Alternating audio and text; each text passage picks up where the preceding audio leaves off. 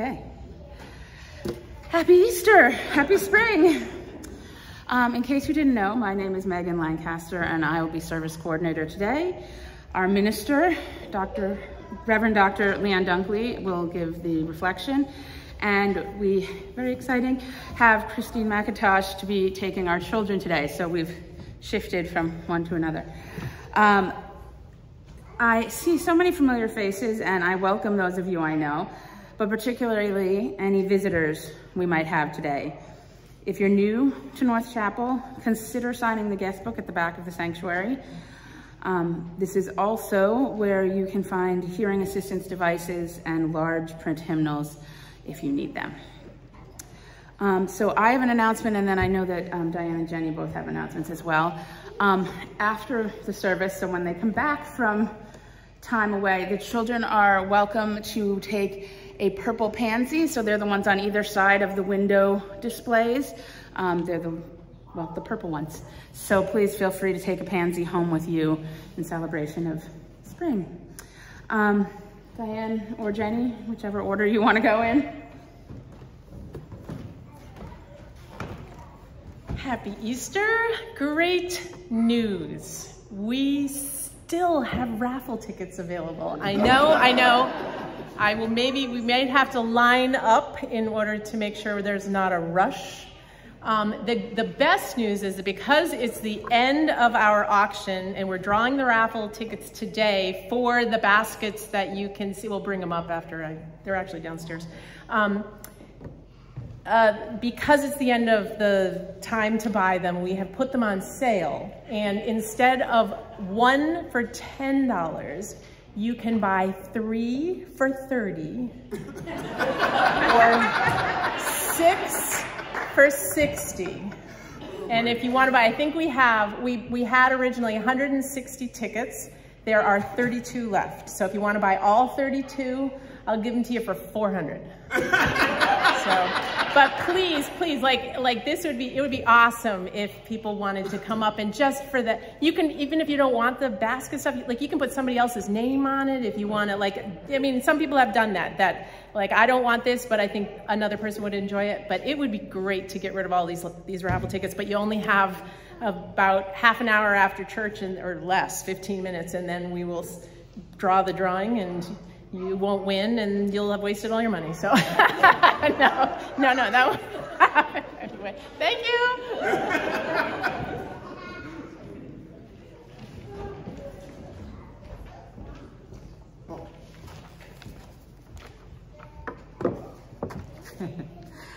About 40 years ago, a local businessman and history buff named Carolyn wrote Woodstock Anthology. Oops. We'll start that over. Woodstock Anthology was written by Karen McGrath, who was a local guy, was a history buff and a good writer. And he wrote it about 40 years ago. And the book, sort of like Spoon River Anthology, I think it was a play on the name. The stories of the history of Woodstock are told in the voices of the people who lived at that time. Creatively written, each story is short, kind of fun, intriguing, and as a fundraiser, we are going to do a staged reading here on June 4th in the afternoon. Sherry Belisle is organizing this, and she's right over there. Wave your hand in the air. She's already lined up some readers, but is looking for some other people who would enjoy being the voice of one of these historical people. It's just one short reading, and it's just going to be fun and easy, and we hope a nice crowd comes and that all the people have fun, and then we raise some good money for North Chapel. Thanks. See Sherry if you're interested.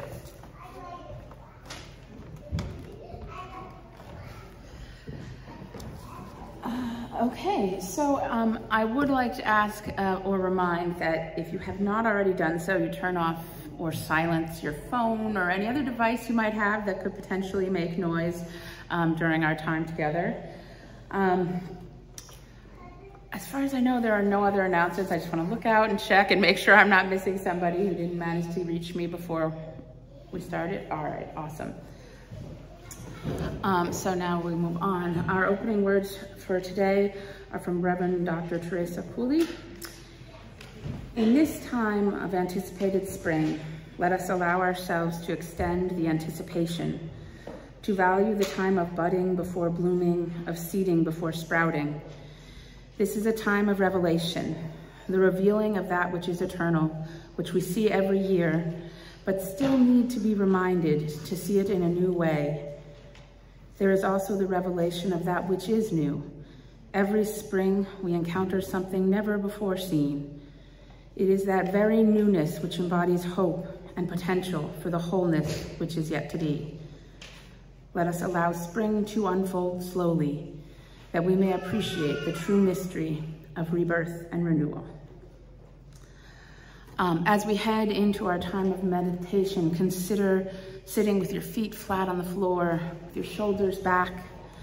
Place your hands on your lap, open, palms up, and breathe through your nose, in through your nose and out through your mouth, breathing slowly and thoughtfully, remembering it is not we who breathe, but the spirit of life that breathes through us.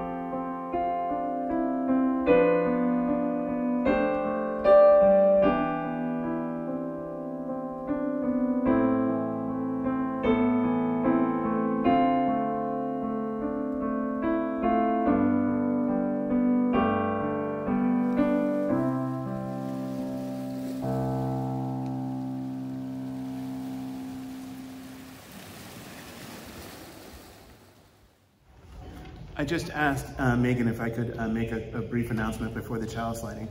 I was digging through some old things this morning and I came across this piece of wood in my house. Now, I've never seen it before. It happens not infrequently that I'm cleaning my house and I come across things that I've never seen before. But what was cool is that it's got a bunch of things that I want to show the kids before we go. So would you mind if the kids came up for a second and I just want to show you a couple of things.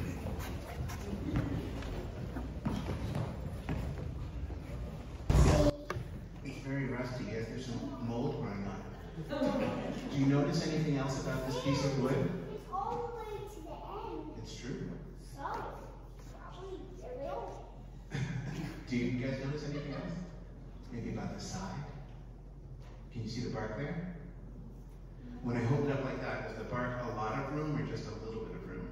A little. Just a little bit. What's your name? Roomy. Rumi, it's so beautiful to meet you. Well, Leo kind of stole my thunder because I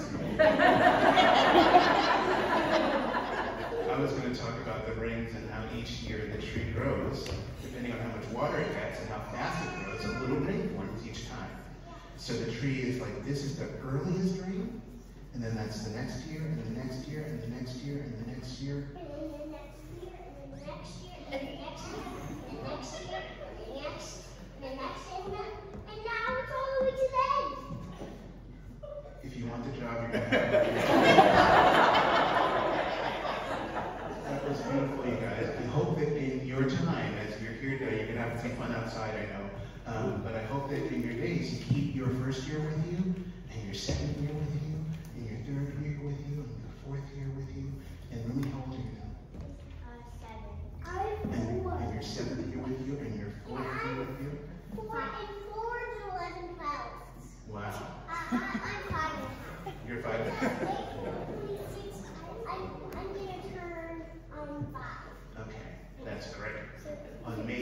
sure I'm going to turn a little bit more than 5. Let's hope. All right, guys.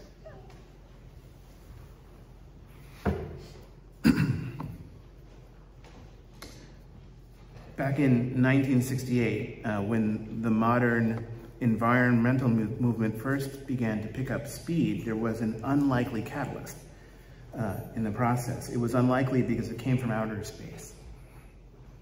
You know, just looking at the picture on the cover of the Order of Service of the two bunnies looking up at the moon, and I wonder if at the same time that this picture was taken, if there weren't two space bunnies looking backwards at the Earth. Outer space is a funny topic for some folks. It turns off a lot of people. My dad was like that. I wish that I had been with him when I was driving in Baltimore one time, where there was a car with all of these Star Trek bumper stickers on it, and people would honk and sneer or honk with approval. And to the people who would honk and sneer, there was another bumper sticker that says, "Just remember that you live in outer space." At the mere mention of science fiction, my dad would roll his eyes. He'd roll his eyes and change the subject as quickly as he could. He was put off by the thought of little green men up in the heavens. He was never rude. I won't say that he was never disrespectful. But if he were here right now, he'd be rolling his eyes. Even at the very title of this reflection, The Return of the Easter Jedi Bunny.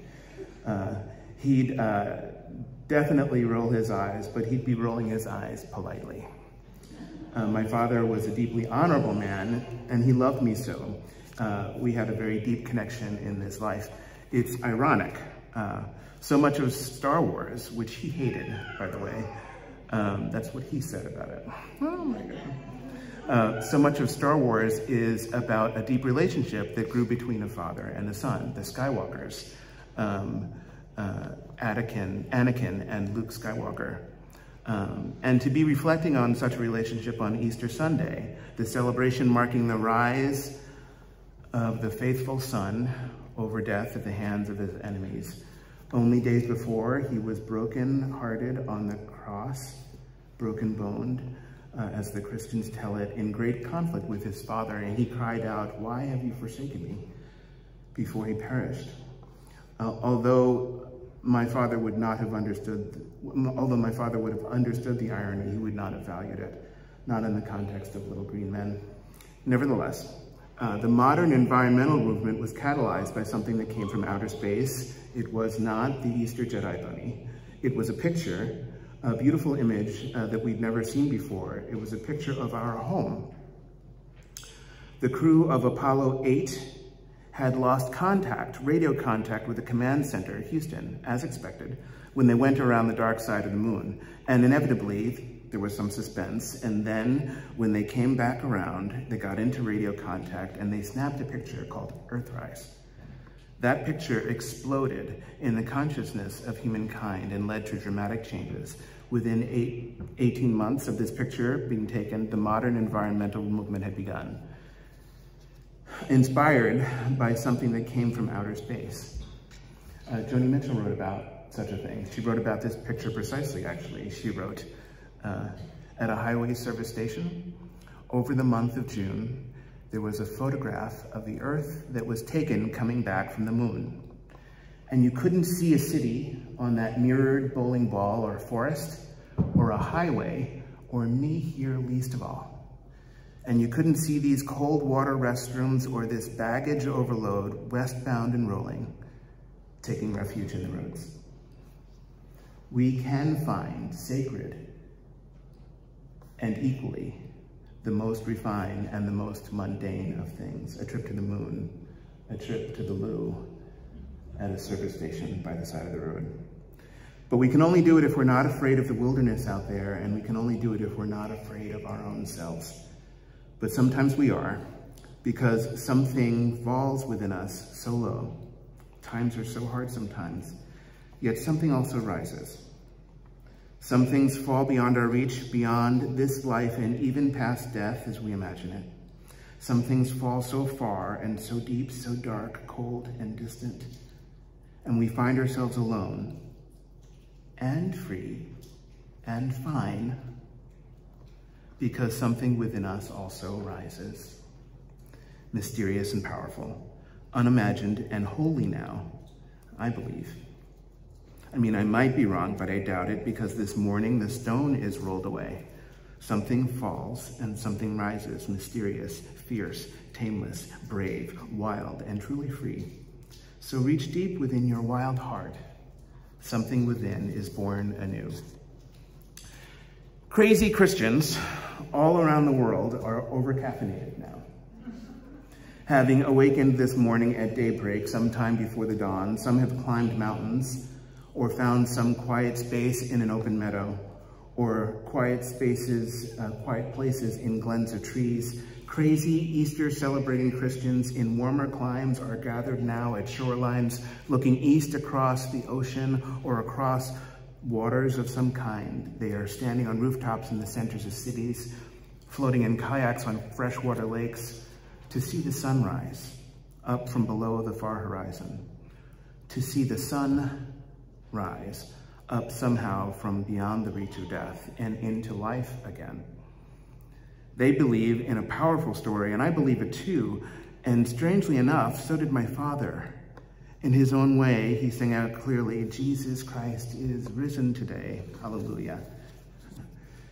If we try, we can hear those folks singing to ensure the glory come. What a blessing it is to be here. Just to be here, just as we are today, well-dressed and perfectly on time, or unpolished and imperfect, or some combination of the two. Thank God for all of this, because this is where the laughter is. So reach deep into your heart. Something within you is being born. Good morning and good Sunday. I hope that this new day finds you well. Today is Sunday, April the 9th. Today is Easter Sunday, complete with hot cross buns and farm fresh eggs painted in colorful rainbow colors.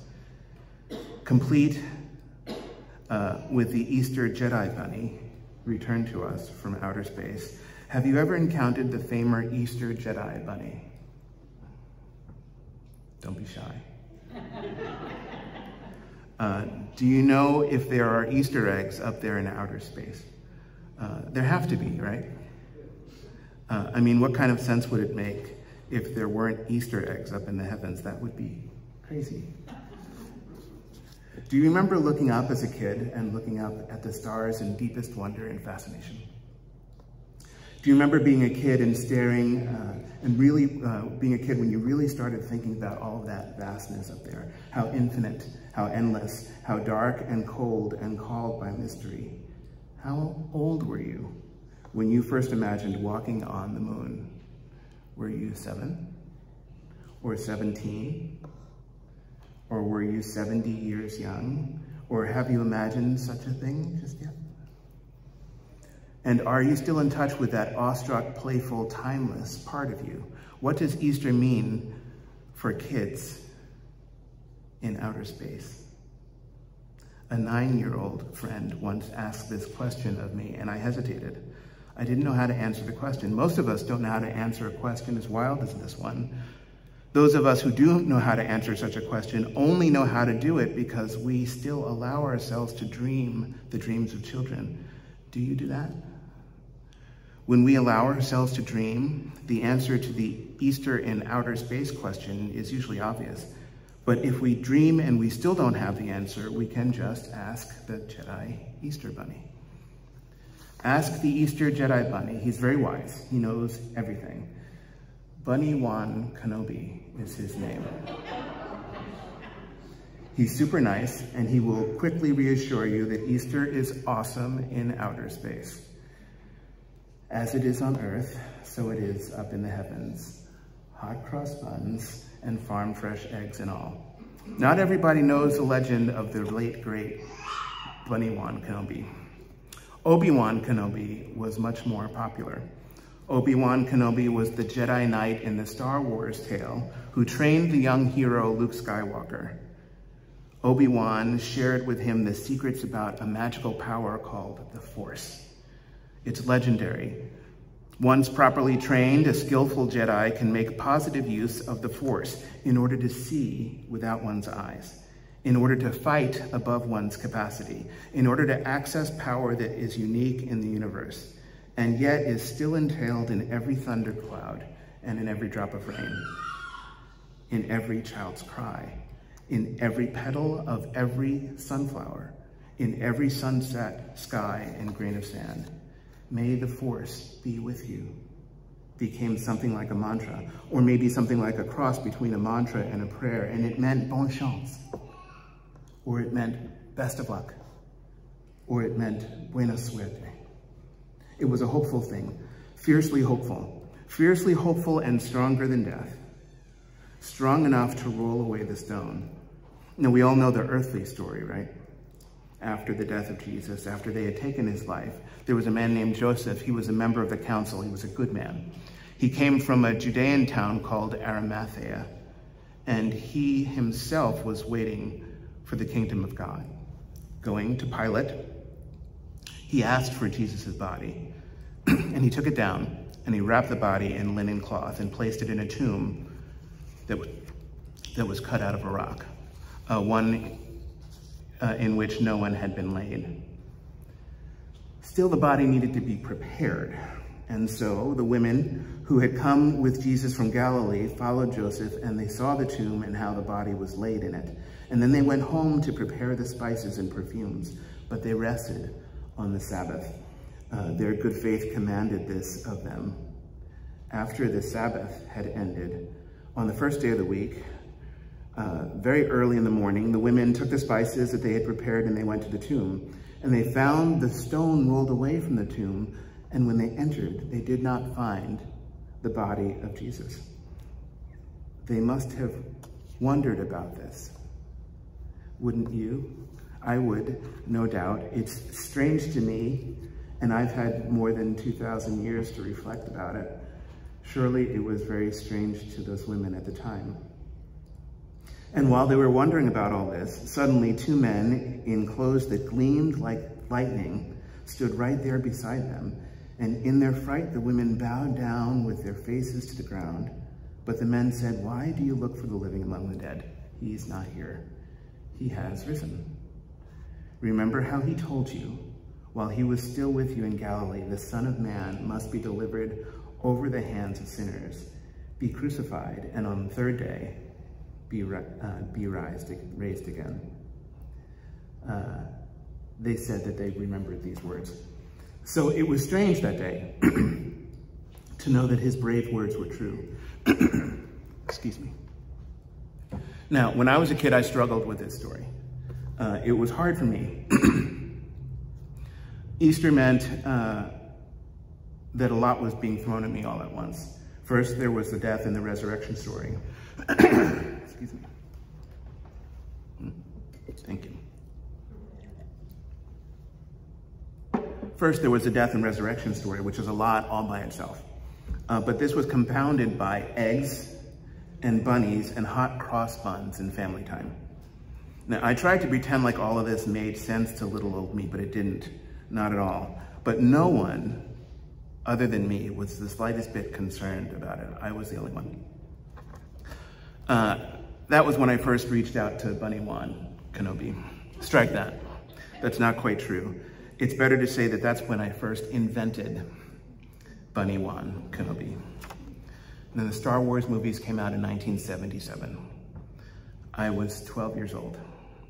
I watched it on the big screen twice in the very first week. It was awesome. I now look at it and laugh. The special effects are not so special, not by today's standards, but in 1977, they were truly amazing. I was awed. It occurred to 12-year-old me that in life, so much is possible. Beautiful things, mundane things, unlikely things, unimaginable things. That impressed me so much when I was 12. Are you 12? Are any of you still 12?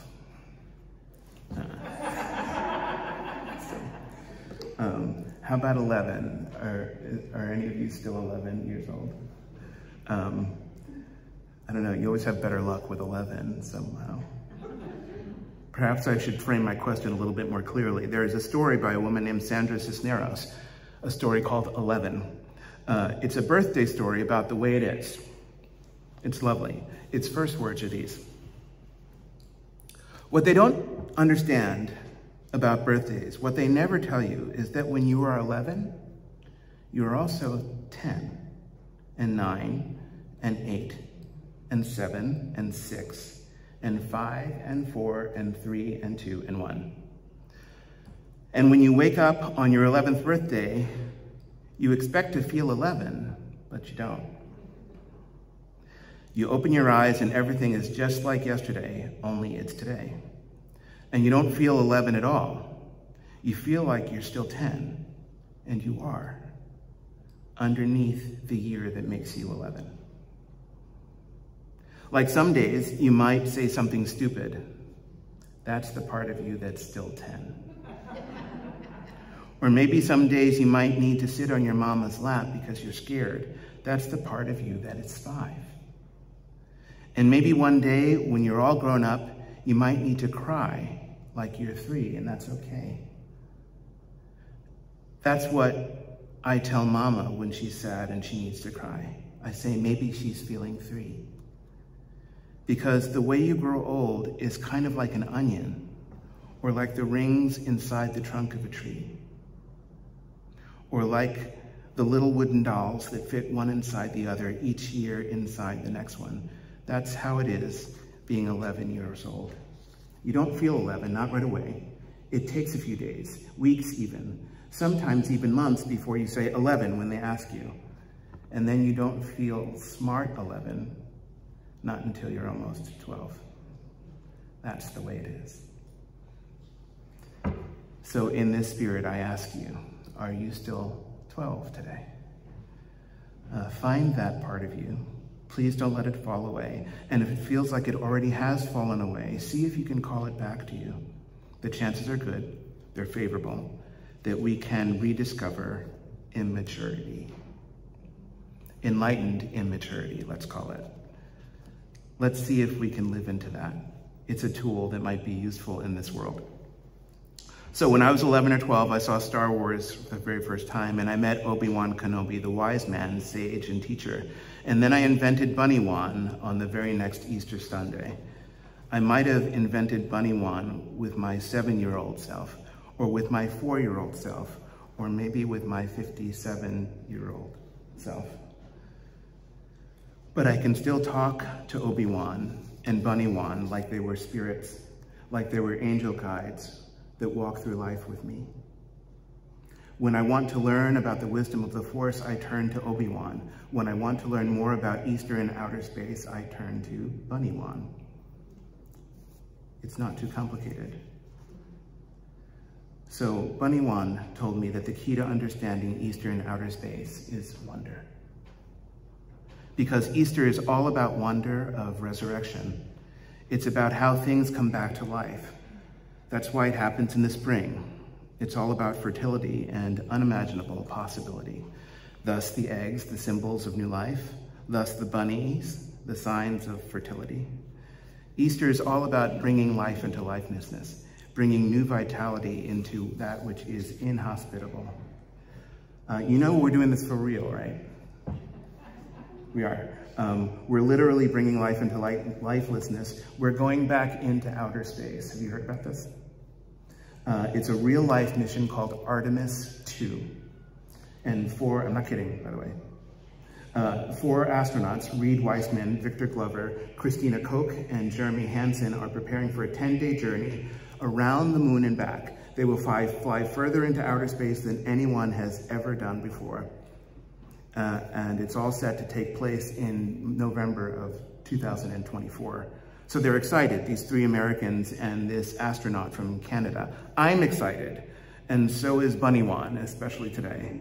Stephen Colbert interviewed them on the Late Show just this past week, and he said, it's history in the making. It's a mission, it's a history-making mission in many ways. First Canadian, first woman, first person of color on a lunar mission. Let's start with you, Christina. What does it mean to you that you are now the hero for younger people coming up? And I really can't express the kind of joy that they embody and the kind of life and hope that the four of them possessed. Christina said, it's an amazing feeling, honestly. I think the real thing to celebrate about this mission is that we've made a decision as an agency, as a country, that we're going to go for all and by all. If we are not taking contributions from every single person with talent ready to share, then we are not truly answering humanity's call to explore. So the fact that we're going in this era makes me most excited about this mission. And the cheers from the studio audience were like deafening. So passionate, so unimaginable, so mysterious, so new, so filled with brand new life, it was amazing. I've gone through so much of the past few years in a blue mood. We've all gone through so much in these last few years. The global pandemic, the right-wing insurrection at the Capitol in Washington, D.C., the unbelievable resignation of Tom Brady from the New England Patriots. Now is the time for life to come our way. Green shoots coming right up through the melting snow. Things have changed so much in these years for space travel. For instance, there is now more technology in the Apple Watch that pilot Victor Glover was wearing on his wrist than there was in the whole of the Apollo spacecraft that first landed on the moon. Since the 1970s, the space program has seemed lifeless, but now they've rolled away the stone. Something falls and something rises. Something within us is born anew. Would that that could be true in Tennessee. Last week, we held in sanctuary and in covenant the tragedy that unfolded in Nashville. In response, 3 legislators, Representatives Jones, Pearson, Johnson, the Tennessee Three, took a passionate stand for justice. They broke with the rules of decorum, and they spoke out of order, in the chamber against gun violence in schools, and they were punished for it, roundly rebuked. 2 of them, Justin Jones and Justin Pearson, from Nashville and from Memphis, respectively, were expelled last week from the Tennessee Congress by a vote of the supermajority. One of them, Gloria Johnson from District 9D, near Memphis, narrowly survived the expulsion vote. Jones and Pearson are male and black. Johnson is female and white. All 3 spoke quite openly about what we're seeing with our very eyes in real time. It isn't pretty. We are seeing the political cost of defending the lives of 9-year-old kids in a private Christian elementary school. What would Jesus say? What needs to rise right now, what secret power force within us needs to be born anew?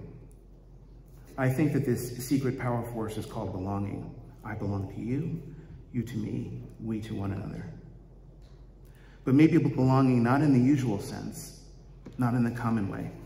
As Brene Brown reminds us, somewhat uncomfortably, Maya Angelou always said that we are free when we belong nowhere, which might not sound so great at first, but let's go deeper.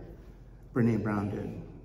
She said that the true meaning of belonging is that it is a spiritual practice, that it is the ability to find sacredness in both being a part of something, but also the courage to stand alone.